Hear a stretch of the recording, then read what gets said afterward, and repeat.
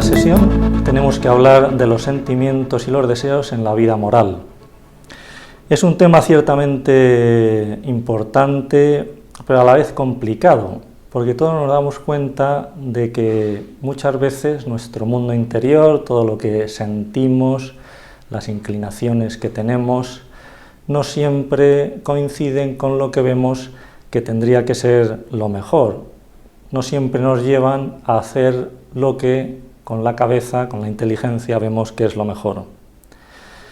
Hablar de sentimientos y deseos es hablar de lo que nos asemeja y de lo que nos distingue de los animales por un lado y de las máquinas de inteligencia artificial por otro. En esta sesión quería hablar de tres cuestiones. En primer lugar, los sentimientos y su importancia. En segundo lugar, el papel de los sentimientos en la vida moral. Y por último, la posibilidad de educar la afectividad. Decir que los sentimientos son importantes es algo obvio, evidente. Y lo que no siempre es tan claro es que tengan una valoración positiva. Muchas veces en el ámbito moral, en el ámbito formativo, cuando se habla de los sentimientos, de los afectos, se les mira con cierta sospecha, con un cierto recelo. Y de hecho hay algunos textos de la Sagrada Escritura que nos podrían llevar a concluir que los sentimientos no son del todo positivos. He traído como ejemplo un texto de San Pablo, de la carta a los Romanos, donde dice: no hago lo que quiero, sino que hago lo que aborrezco. No hago el bien que quiero, sino que obro el mal que no quiero. Y si hago lo que no quiero, no soy yo quien lo obra, sino el pecado que habita en mí. En realidad esta visión no es una visión de San Pablo, no es una visión cristiana, sino que recoge una idea clásica que ya la filosofía había pensado, y concretamente Ovidio en su Metamorfosis dice: veo lo mejor y lo apruebo, lo peor sigo.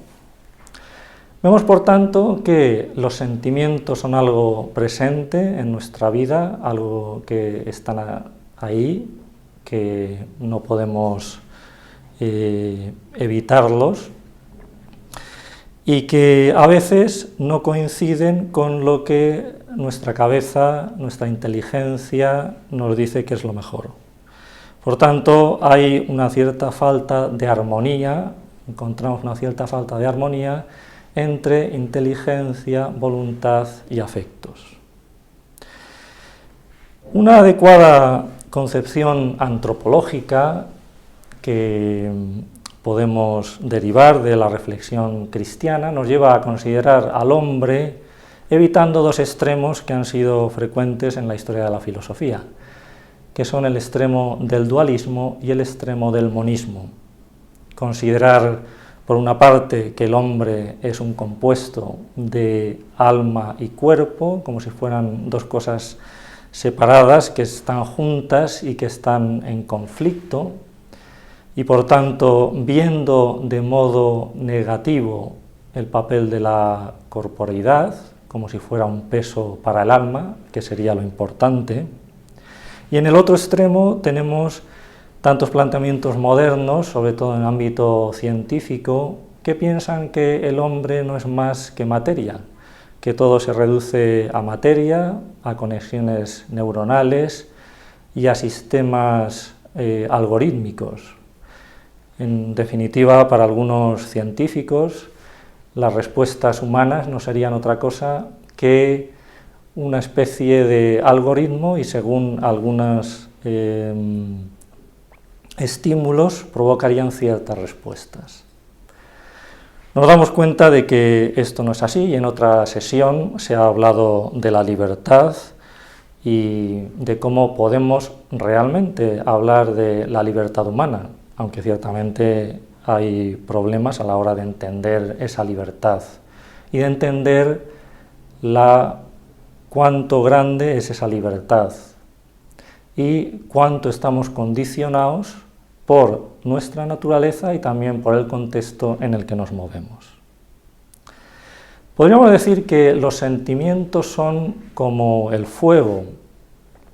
A mí me gusta particularmente esta imagen porque efectivamente uno cuando ve un incendio se da cuenta de lo devastador que puede ser el fuego y cómo puede arrasar grandes espacios, grandes superficies, incluso puede ser letal en muchos casos. Pero al mismo tiempo podríamos pensar qué sería la vida del hombre sin el fuego, sin la posibilidad de utilizar el fuego. Sería completamente distinta. Nuestra vida quedaría impedida de muchísimas cosas de las que hacemos normalmente si no tuviéramos el fuego. Y esto, llevando a la comparación con los sentimientos, nos hace ver que efectivamente los sentimientos son una capacidad muy buena, muy positiva, pero que si salen de control pueden ser también muy negativos. Y por eso se trata de intentar armonizar esos sentimientos, esa vida afectiva, todo ese mundo interior, con lo que vemos que es bueno, con lo que vemos que deberíamos hacer. En una perspectiva cristiana, esto se intenta armonizar y tenemos la figura de Jesucristo, que realmente es verdadero hombre.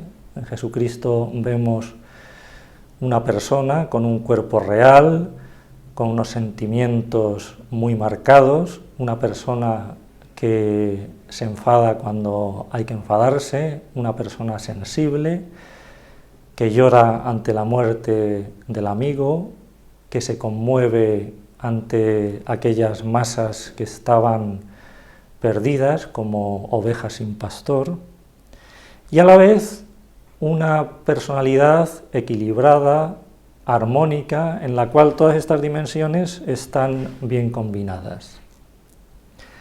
Y de hecho, una cosa particular que señalaba ya von Hildebrand en ese libro suyo famoso, El corazón, tenemos una fiesta litúrgica para celebrar el corazón de Cristo. Y no tenemos ninguna fiesta para celebrar la inteligencia de Cristo o la voluntad de Cristo.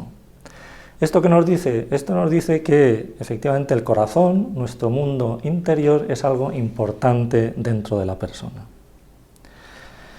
Pasamos al segundo punto. ¿Cómo influyen los afectos en la vida moral? Pues podríamos decir que influyen mucho y que influyen continuamente. Y que por tanto, si están bien educados, nos pueden facilitar tanto el razonamiento, el modo en el que pensamos las cuestiones morales, como en la ejecución. De ahí que Aristóteles dijera que el hombre virtuoso juzga bien todas las cosas y en todas ellas se le muestra la verdad. El hombre virtuoso es aquel que tiene ordenado su mundo afectivo. Pero esto lo dejamos para otra sesión.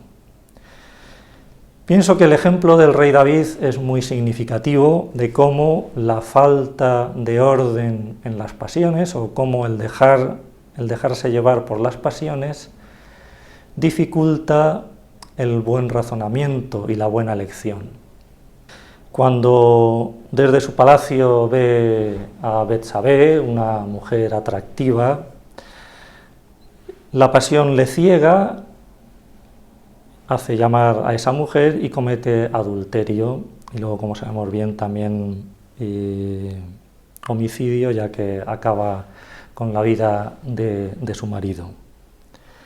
Pero el problema de David no es un problema de razonamiento moral teórico.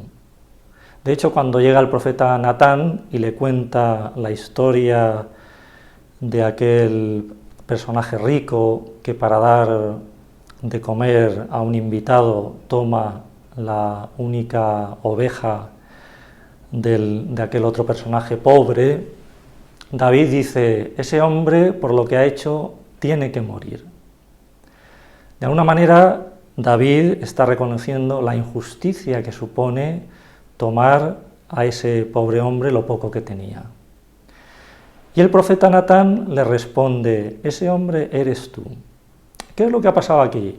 En el fondo lo que ha pasado aquí es que las emociones han condicionado el modo de razonar de David y le han hecho pensar que tener una relación amorosa con esa mujer, en su caso, en esas circunstancias, podía ser algo bueno, algo no negativo.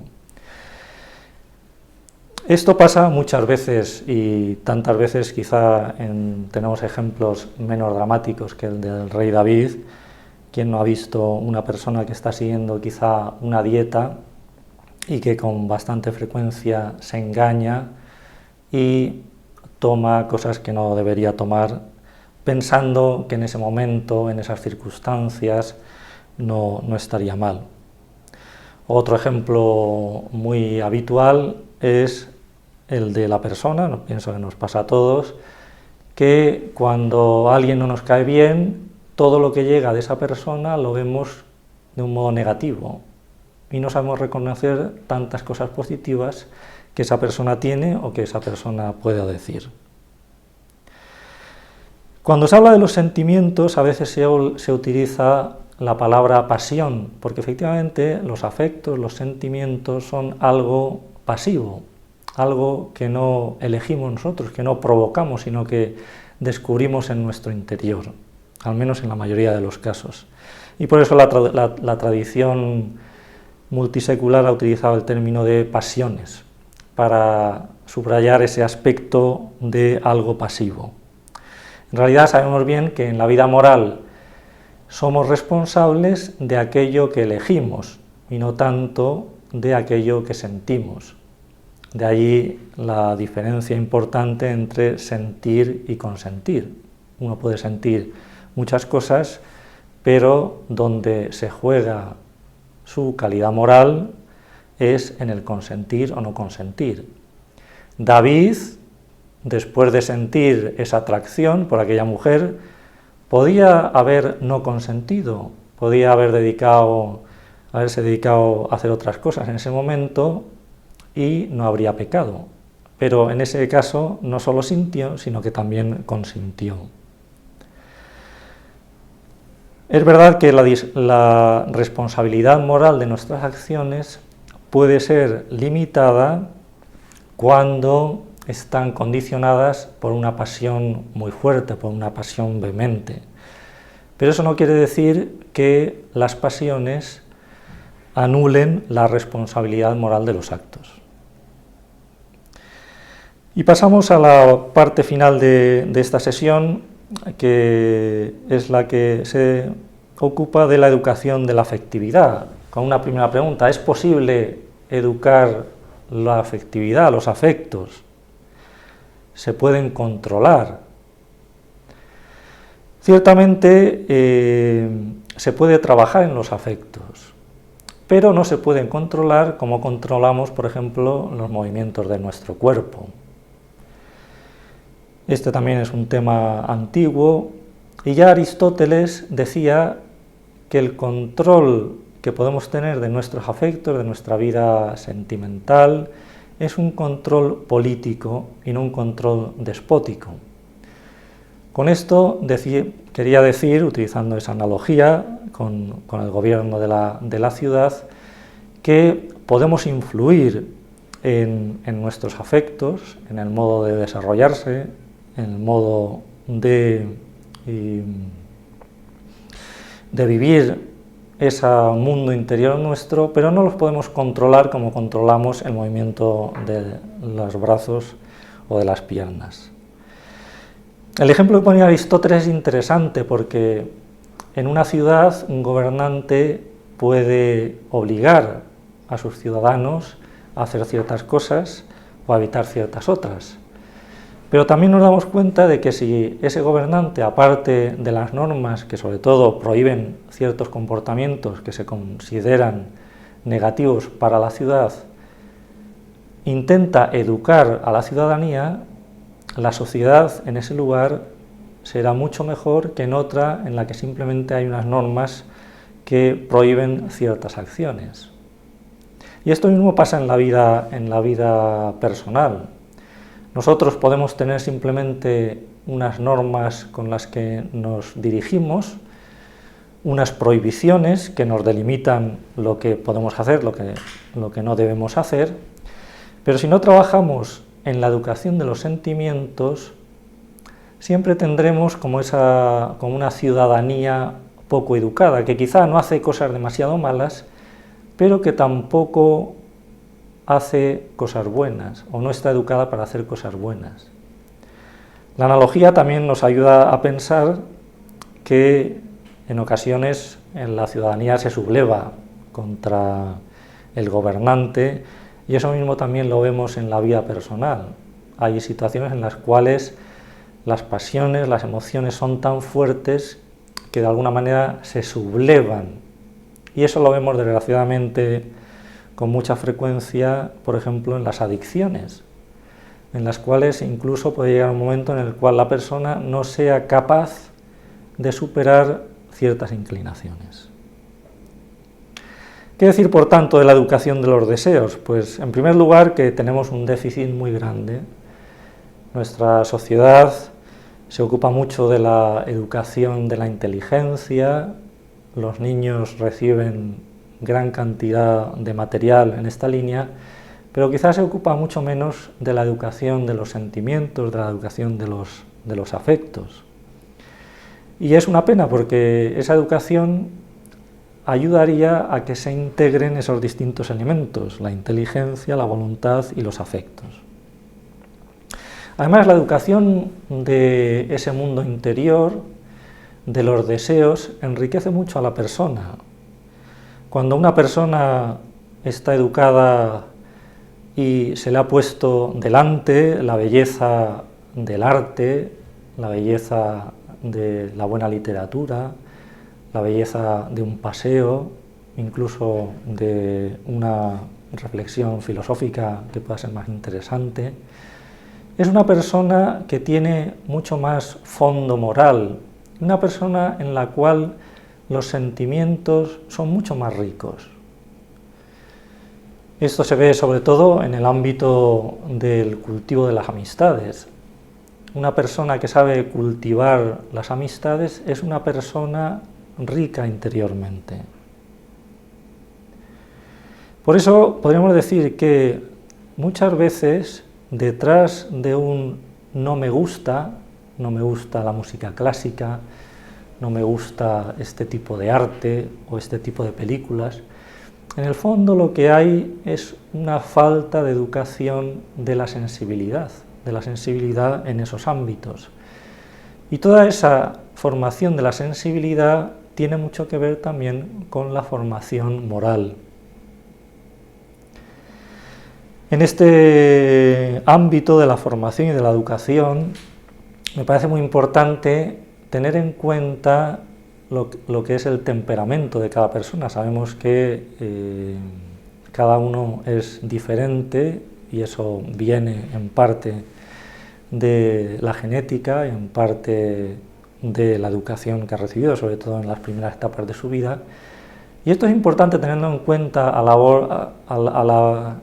en el momento de la formación, porque, claro, no se puede formar igual a personas que son distintas. A mí me gusta siempre poner el ejemplo de Don Quijote y Sancho Panza. No se puede formar cristianamente del mismo modo a Don Quijote como se forma cristianamente a Sancho Panza.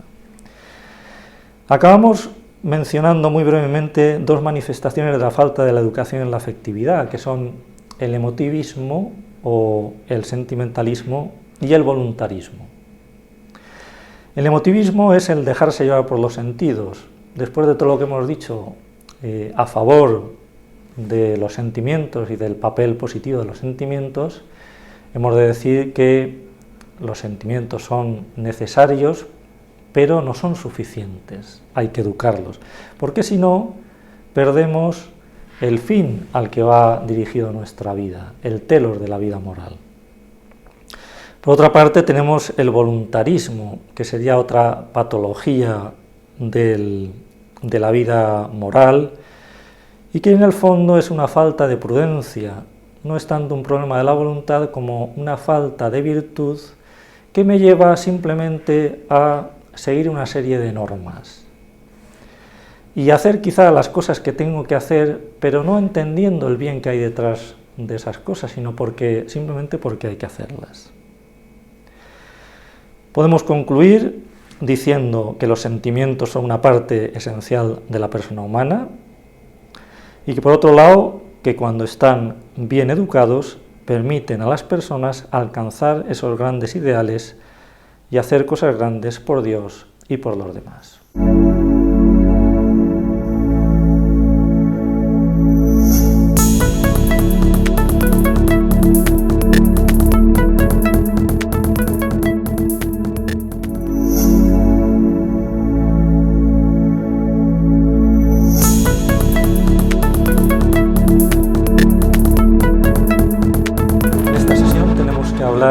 De la virtud como ayuda a lograr excelente. Comenzaremos con una breve introducción a la que seguirá la pregunta ¿por qué son necesarias las virtudes? Y luego una tercera parte en la que intentaremos dar respuesta a qué es la virtud y cómo se consigue. Podremos comenzar diciendo que la virtud no tiene una connotación particularmente positiva en el mundo de hoy. Ya el filósofo Max Scheler decía hace un siglo que se notaba un cierto resentimiento con respecto a la vida moral y concretamente a la virtud. Quizá cuando se escuchan palabras como misericordia, compasión, tienen una resonancia mucho más positiva que cuando se escucha la palabra virtud. Y en el fondo esas otras son tipos de virtudes. Quizá el problema es que se ha hecho una caricatura de la virtud y no se percibe la importancia y la profundidad de lo que es la vida virtuosa y sobre todo su belleza. Porque una persona virtuosa es una persona interiormente bella, una persona honesta, una persona atrayente. De hecho, el problema a la hora de presentar la virtud quizás sea un problema más teórico que práctico, porque cuando uno ve a una persona virtuosa se da cuenta de que ahí hay algo que atrae. Podemos pensar el caso de Madre Teresa de Calcuta, una persona y una vida llena, una vida feliz, una vida que lleva a que tantas otras personas quieran seguirla. Y basta ver la gran cantidad de hermanas de la caridad por todo el mundo para darse cuenta cómo su vida era una vida atractiva. ¿Y qué había detrás de la vida de Madre Teresa? Pues todos sabemos bien cómo fue una vida dedicada a los últimos, una vida de amor a los más necesitados, a los que estaban por la calle, a los que no tenían a nadie. ¿Y cómo hizo eso? Pues hizo todo aquello porque era una persona con gran fuerza de voluntad, pero también una persona que sabía tener paciencia, una persona que era magnánima, que era sobria, que era sencilla, que era alegre. En el fondo podemos decir que era una persona virtuosa. Y todo eso que se conjugaba perfectamente, se armonizaba con esa fuerza de la gracia de Dios, que era la que le movía a realizar todas esas acciones. Por eso vemos que la vida lograda es la vida virtuosa, una vida armónica. En otra sesión hablábamos de los afectos, de los sentimientos y de los terremotos que a veces notamos en nuestro interior cuando no hay orden en los sentimientos.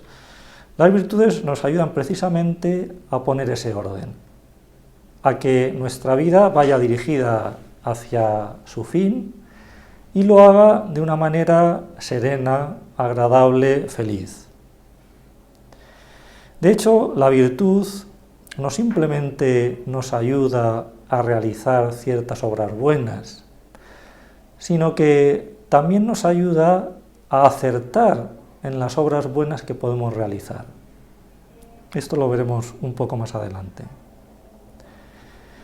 El ejemplo de Madre Teresa nos ayuda a entender fácilmente cómo una ética basada en las virtudes, que es la ética que estamos proponiendo en esta serie de vídeos, es una ética superior a la ética que simplemente predica una serie de normas, que nos dice simplemente lo que tenemos que hacer y lo que no tenemos que hacer. ¿Por qué? Porque las normas simplemente nos indican un camino, pero no nos ayudan a recorrerlo. Y las virtudes, en cambio, no solo nos indican el camino, sino que nos ayudan en ese camino. ¿Por qué son necesarias las virtudes? Podríamos decir que son necesarias porque serían el único modo de disfrutar en nuestro camino de perseguir el bien al que estamos llamados y superar esa falta de armonía que tantas veces vemos en nuestra vida, entre inteligencia, voluntad y afectos. Cuando pienso que todos tenemos experiencia de quizá ir a hacer unos días de curso de retiro, uno acaba esos días con ideas muy claras de cómo tendría que mejorar en una serie de puntos y quizá hace unos propósitos y se enumera ahí en su agenda o en su móvil, escribe una serie de propósitos y quizá al cabo del tiempo, después de unos meses, uno vuelve a aquello y a veces le da la impresión de que quizá esto que me había apuntado es demasiado exagerado. Quizá no soy capaz yo de hacer esto. ¿Qué es lo que ha pasado? Porque el día que acabó el curso de retiro estaba convencido de que aquello era bueno para ella. Pero lo que ha pasado es que quizá uno ha intentado hacer una serie de cosas sin ir a la base de esas cosas, sin ir a buscar el bien y la virtud que hay detrás de esas cosas. Con lo cual, en el fondo, lo que tenemos al final es una lista de normas o de indicaciones, pero que no nos han educado los afectos, que simplemente nos han llevado a hacer una serie de cosas buenas. Y eso no es malo, pero podríamos decir que es una pena, pero es insuficiente porque podríamos ser mucho más felices si hiciéramos el bien queriendo ese bien. Y eso es lo que nos dan las virtudes. Cuando uno abre el Catecismo de la Iglesia Católica, en el número dedicado a las virtudes, se lee que todo cuanto hay de bueno, de verdadero, de noble, de justo, de puro, de amable, de honorable, todo cuanto sea virtud y cosa digna, elogio, todo eso tenedlo en cuenta. Son palabras de la epístola a los Filipenses. Y sigue el Catecismo. La virtud es una disposición habitual y firme a hacer el bien. Permite a la persona no solo realizar actos buenos, sino dar lo mejor de sí misma, con todas sus fuerzas sensibles y espirituales. La persona virtuosa tiende hacia el bien, lo busca y lo elige a través de acciones concretas. Por tanto, y así acaba este punto del Catecismo con una cita de San Gregorio de Nisa, el objetivo de una vida virtuosa consiste en llegar a ser semejantes a Dios. Por tanto, la virtud nos facilita el conocer y ejercitar con gozo el bien humano y cristiano. Por tanto, en la virtud vemos que hay dos dimensiones, una dimensión intencional y una dimensión electiva.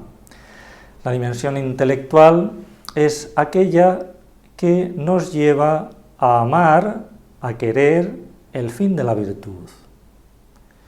Por ejemplo, en el caso de la virtud de la generosidad, amar lo que supone ser una persona generosa, darse cuenta de la belleza que supone ser una persona generosa y no simplemente realizar actos de generosidad. Dimensión intencional y dimensión electiva, que es aquella que nos facilita la actuación buena aquí y ahora. Esa dimensión que nos ayuda también a descubrir el bien que puedo hacer en cada momento, en cada ocasión. Hay un personaje de una novela de Van der Merch, un autor francés, en Cuerpos y Almas, que es el doctor Michel Dutroval. Este joven médico que trabaja en un pueblecito de las montañas de Francia, está ambientada al principio del siglo pasado. Un día vuelve a su casa, ya tarde, con idea de descansar con su mujer, y se encuentra en la puerta de su casa a un hombre que reconoce enseguida, porque es el padre de una de sus enfermas de tuberculosis. Este hombre, con una cierta vergüenza, se le acerca y le dice: perdone que venga a esta hora, pero es por mi hija. Está en sus últimos momentos y querría despedirse de aquel que ha sido su médico y le ha tratado bien durante todo este tiempo. Es muy interesante la respuesta de este doctor. Le dice: por supuesto, vengo enseguida. Entra en su casa, saluda a su mujer y le dice: tampoco esta noche podremos estar juntos, y se va enseguida a acompañar a este buen hombre y a su hija, que muere teniendo sus manos entre las del médico, que la acompaña hasta el final. Me gusta mucho este ejemplo porque hace ver muy bien cómo la virtud ayuda a descubrir en cada momento las acciones buenas que podemos realizar. Este señor no llegó a esa decisión después de un razonamiento, de pensar dónde llega mi obligación como médico, si tengo que hacer esto, si no lo tengo que hacer, si me puedo excusar o no. Le salió natural, le salió espontáneo decir: por supuesto, vengo enseguida. ¿Por qué? Porque era una persona que amaba el hacer el bien. Y eso le llevaba a descubrir modos de realizarlo, sin grandes planteamientos, sin necesidad de grandes reflexiones. Le salía espontáneamente. Y esto es una de las grandes dimensiones de la virtud, de las virtudes en general, que nos ayudan a descubrir aquel bien que podemos realizar. Y no solo a descubrirlo, sino también a realizarlo. Indudablemente a esta persona, como nos hubiera pasado a todos, le habría costado el superar ese cansancio de todo el día para ir a acompañar a esa persona. Pero lo hizo, y podemos imaginar que lo hizo contento, sabiendo que estaba haciendo una cosa buena, que estaba haciendo lo que debía hacer. Cuando a una persona le falta la virtud, entonces no solo le cuesta hacer lo que debe hacer, y a veces le cuesta mucho, sino que también le cuesta darse cuenta del bien que podría realizar. Otro ejemplo de médicos que podemos poner es el de otro médico que acaba su turno, sale del hospital hacia casa para descansar y se encuentra en el hall del hospital a una persona que se ve que está perdida. La reacción de este médico puede ser muy distinta. podemos pensar en distintos tipos de médicos y distintos tipos de reacciones. El médico no virtuoso ni siquiera se da cuenta de que hay una persona perdida en el hall. No la ve. Él va a lo suyo. Ha acabado su turno y se va a su casa.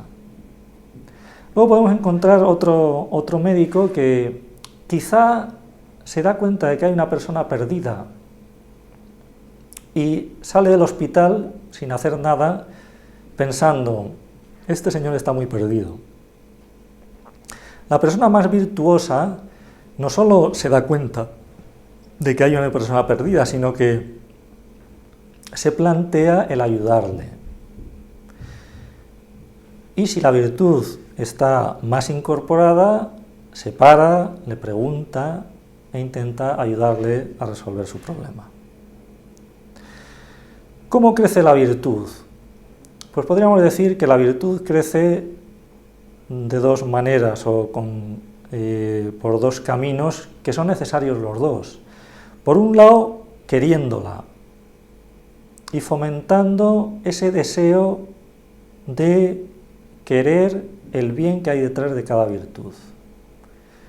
El bien que hay detrás de la sencillez, el bien que hay detrás de la sinceridad, el bien que hay detrás de la magnanimidad.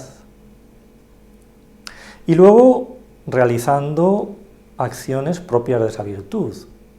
Pero no es suficiente con la repetición mecánica de actos para crecer en la virtud. Es necesario descubrir el bien que hay detrás de aquello y querer hacerlo por adquirir ese bien. En ese sentido, se puede decir que la virtud ayuda a tener un carácter estable, pacífico y por tanto también agradable.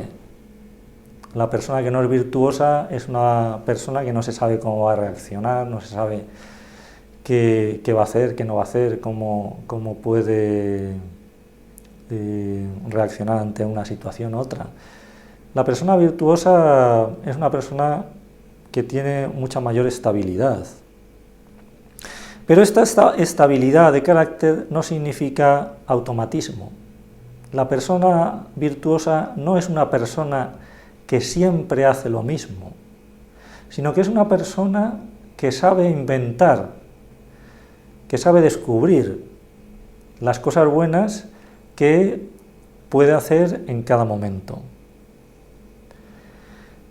En este sentido, se puede decir que la vida cristiana, que es algo grande, que nos lleva a la santidad, está también llena de cosas pequeñas y de cosas grandes. Y esto me parece que es importante también a la hora de formar a las personas, porque el que no tenga ideales grandes se quedará en una vida pequeñita.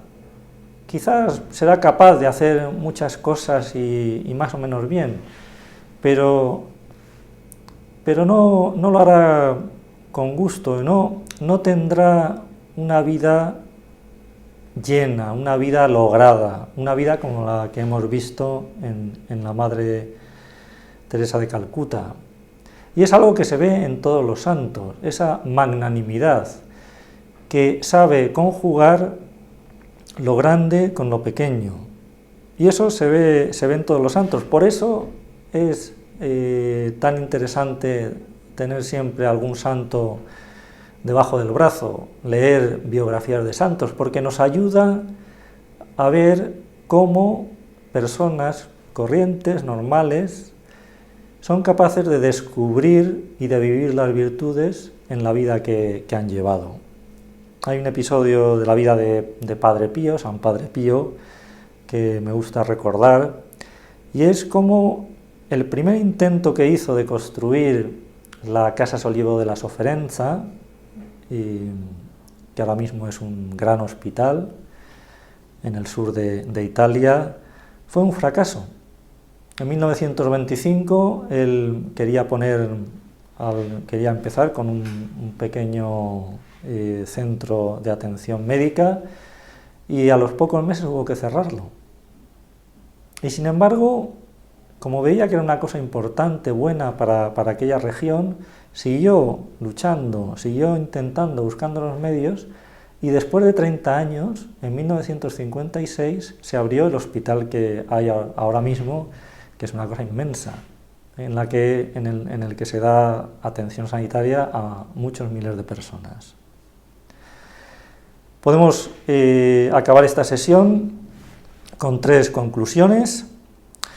La plenitud de la vida cristiana es la santidad, que pasa a través de la vida lograda desde el punto de vista humano, y esa vida lograda es la vida virtuosa. La virtud es una disposición personal que nos ayuda a conocer y a practicar el bien que puedo realizar aquí y ahora, y el crecimiento de la virtud no está en repetir actos, sino en buscar aquellas acciones que en cada momento realizan el fin de cada virtud.